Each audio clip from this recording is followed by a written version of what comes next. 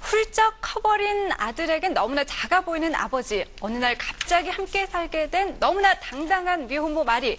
그리고 그들과 함께 살면서 가족을 느끼게 되는 아들. 이 세 사람이 사는 이야기를 드라마처럼 잔잔하게 풀어갈 따뜻한 영화 아버지와 마리와 나가 그 촬영 현장을 공개했습니다. 그곳에서 아버지 김상중 씨와 마리 유인영 씨 그리고 나 역할의 주인공 김웅수 씨를 만날 수 있었는데요. 올 가을을 따뜻하게 해줄 영화 아버지와 마리와 나 여름에 살짝 만나볼까 하는데요. 잠시 후에 안내해드릴게요. 네. 아버지 같지 않은 아버지, 아들 같지 않은 아들, 그리고 두 사람의 삶에 갑자기 끼어든 여자, 가족이 아닌 사람들의 따뜻한 가족 이야기, 영화 아버지와 마리와 나의 촬영 현장에 다녀왔는데요.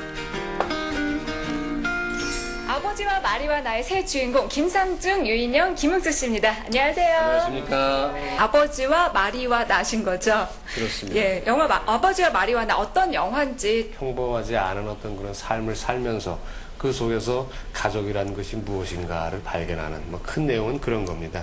굉장히 철이 없고 책임감이 없는 그런 아버지를 맡았습니다.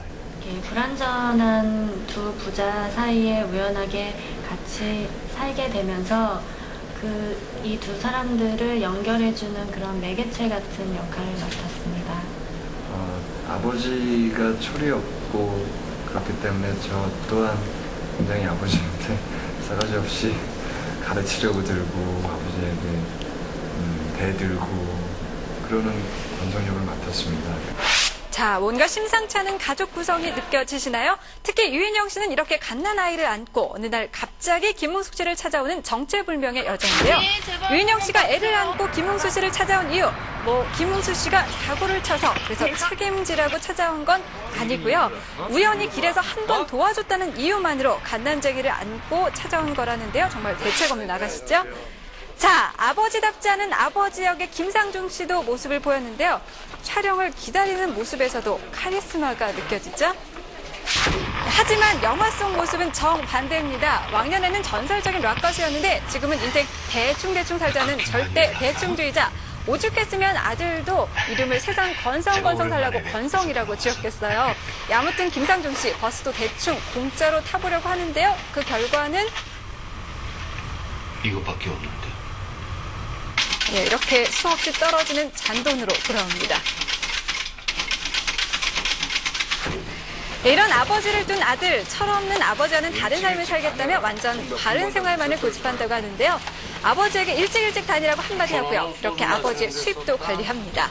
어떻게 보면 고등학생 같지 않고 애늙은이 같은 그런 분위기도 느껴지는데요. 마치 아버지와 아들 역할이 바뀐 것 같죠?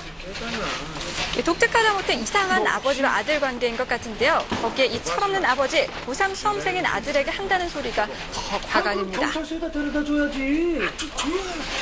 제가 얼마나 이 철없는 아버지냐면 내가 공부를 열심히 해서 이제 대학을 가려고 그러는데 내가 열심히 공부하는 아들한테 한다는 얘기가 공부를 한 건 말이다. 놀 때 다 놀고 할 거 다 하고 그래도 시간이 남을 때 하는 게 공부다. 정 시간이 남을 할 게 없으면. 외모도 두 분이 많이 비슷하신 것 같은데요. 촬영하기 전부터 이렇게 부자처럼 지나고 그러다 보니까 어느 순간에 그런 얘기들을 좀 들었어요. 네, 비슷해져 간다.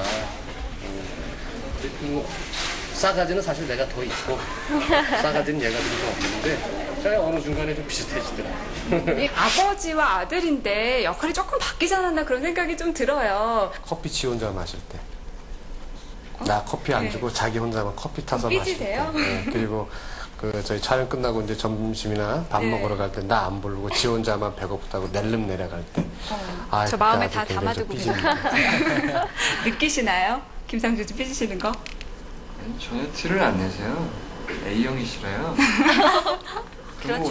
처음 알았어요. 나중에 한국말 화면에 이렇게 말씀해 보면은 김웅수 씨 주시는군요. 굉장히 애늙은이 같은 그런 느낌이 드는데 실제로도 그런가요? 아직도 그 애늙은이보다는 아직도 사춘기 소년 같은 그런 정서를 아직도 가지고 있어요. 김상중 씨 같은 경우엔 전설적인 포크송 가수 실제로 기타를 치시나요? 예전에 좀 쳤었고요. 예. 그리고 실제로 제가 기타 치면서 노래를 부른 영화도 과거에 한번 했었고요.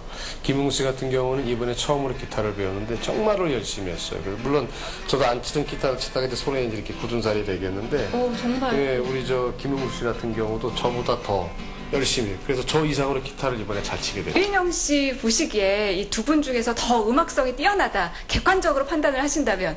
아무래도 아버지가 조금 더 오래 치셨고 예. 의미도 있으시고 그래서 아버지가 훨씬 더 잘하시지 않나 싶어요. 근데 근데 아무래도 이제 그냥 폼적인 부분만 봤을 때는 이제 이렇게 건성이가 키도 크고 이렇게 하니까 폼은 조금 더 낫지 않나. 예. 예. 그래, 나 키 작아. 키는 작아. 삐지셨네요. 김상중 씨 A형 확실히 맞으신 것 같습니다. 예, 지난 2000년 영화 산책에서 기타 연주와 함께 노래까지 선보였던 김상중 씨. 이번 영화에서도 이렇게 멋지게 라이브로 노래와 기타 연주를 소화해냈는데요. 이 모습을 보고 연출을 맡은 이무영 감독, 김상중 씨 노래가 가시에 뺨칠 정도라며 흡족했다고 합니다. 잠깐 들어볼까요? 잘 부르시네요. 목소리도 김광석 씨하고 비슷해요. 정말 부르시는 거 맞죠? 정말 가수 있죠. 대단하네요.